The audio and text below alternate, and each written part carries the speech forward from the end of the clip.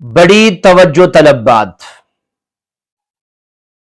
قرآن مجید پر غلاف کس لیے ہے؟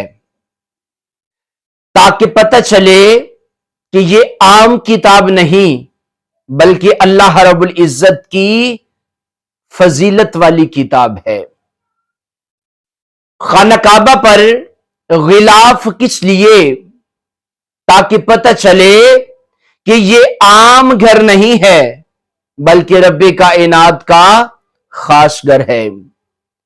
مسلمان عورت کے لیے پردہ کس لیے؟ اس لیے